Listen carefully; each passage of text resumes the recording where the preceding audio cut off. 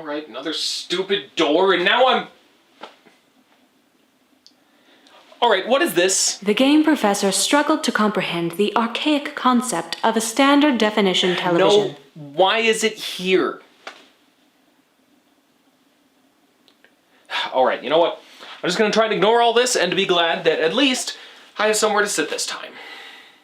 Alright then, so, while the Stanley Parable certainly does understand the importance of having a creative vision behind a work, it's also a little more nuanced than to just take one side and berate the other one. Being in charge of your own story can be kind of difficult, and every creator has various flaws that can sometimes kind of worm their way into their work.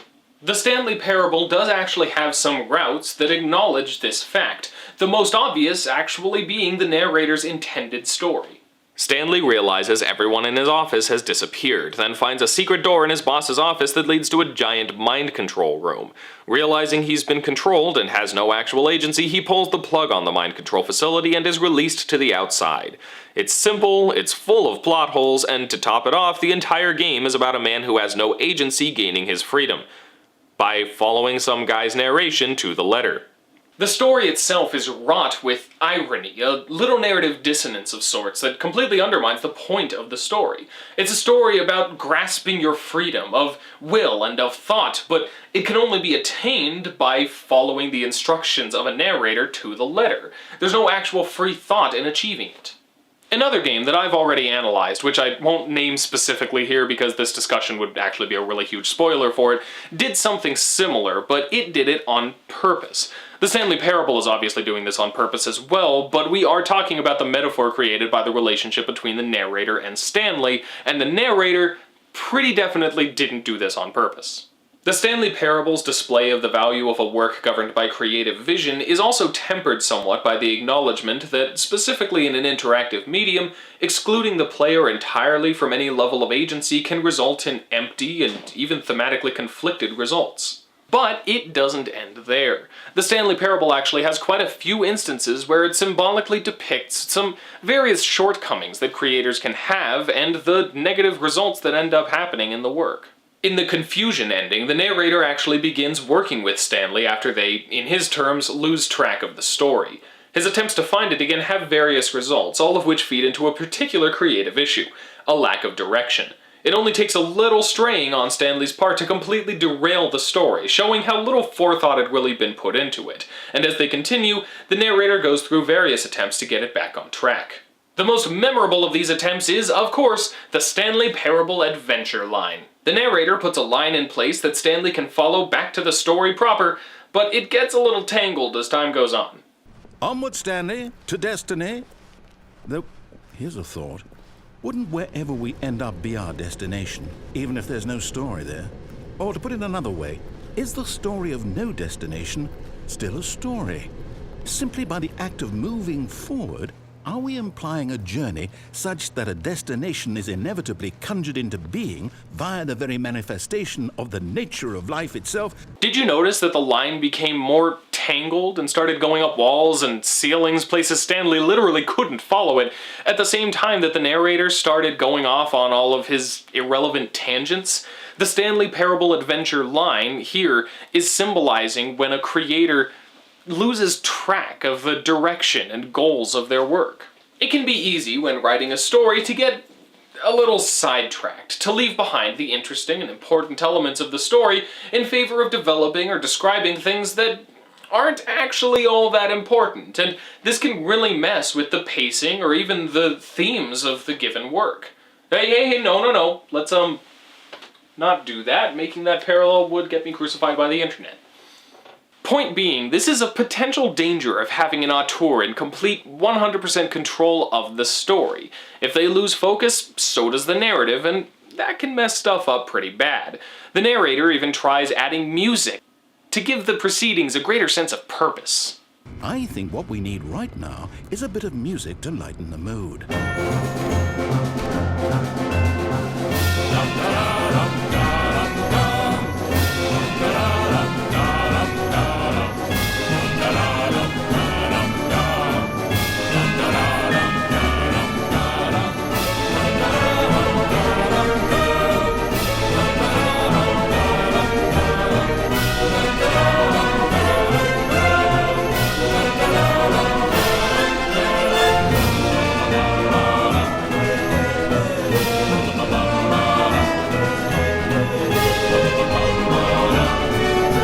but even that gets derailed when the narrator notices a fern. Cut the music, go back and look at that fern.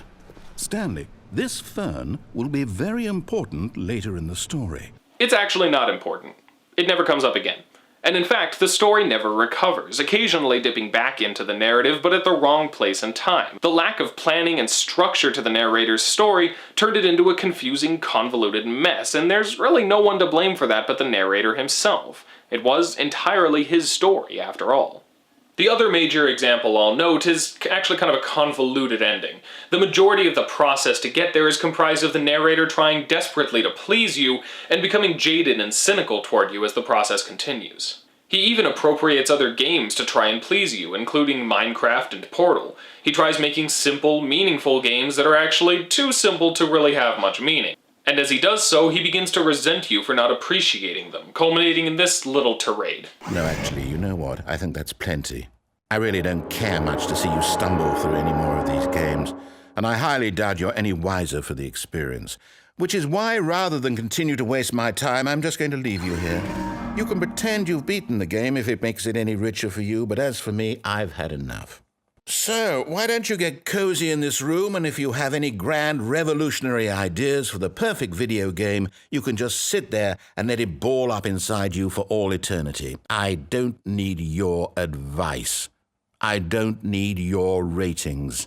And I certainly don't need the validation of a man whose job is to push buttons. I think I'll just go about my business, making meaningful cultural contributions to the world. And perhaps every now and then I'll think back to a man named Stanley who was objectively wrong in every decision he ever made. The thought won't last long. This might be the most on-the-nose reference this game makes. It's representative of game creators undervaluing the part of the player in their creations.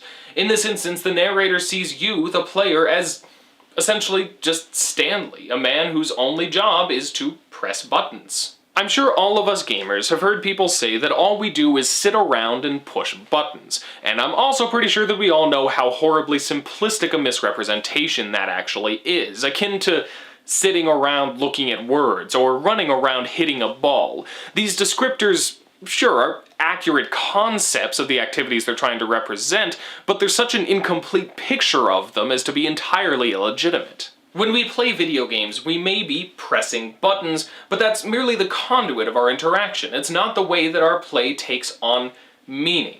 The narrator is, in this instance, essentially excluding us from the proceedings of the game entirely. He's not respecting the player or the role they play in his creation.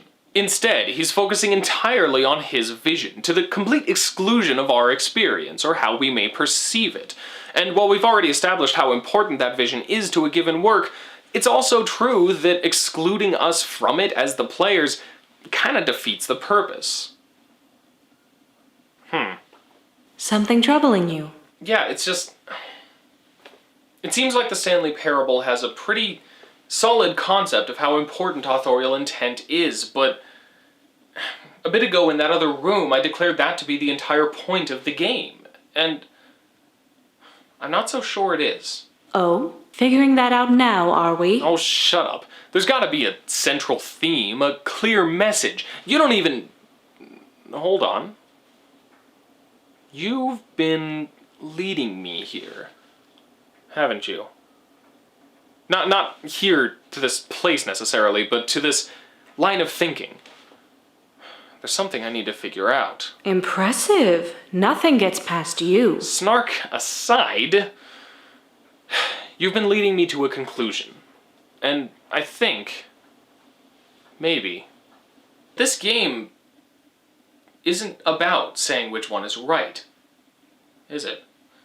It's like you said, it's an examination of interactive storytelling.